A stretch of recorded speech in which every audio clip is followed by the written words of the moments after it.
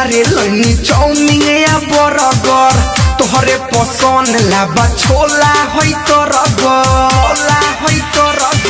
हे गोरी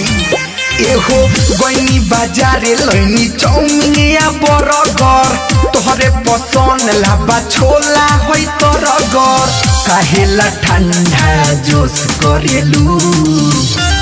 दुल्हा रे मुँह में खियाई तो ये धनियाती पोस करेलू दुल्हा रे मुँह में डाली तो ये धनियाती पोस करेलू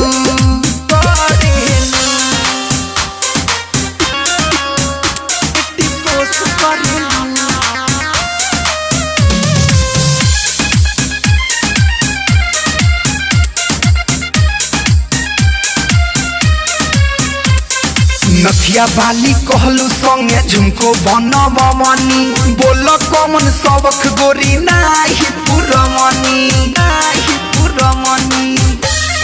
हाय रे नथिया बाली कहलू संगे झुमको बनब मनी बोल कमन सबक गोरी नाही पुरमनी बात कवन बाटे नाही ठोस करेलू दुल्हा रे मुँह में खियाई तो ये धनियाती पोस करेलू दुल्हा रे मुँह में डाली तो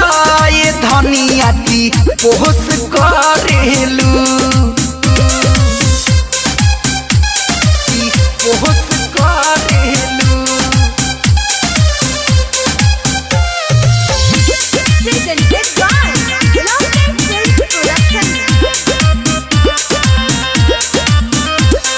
काहे खिसियाइल बाड़ू धनिया हमार हो बोलो न खोआइस कौन बाकी बात तोहार हो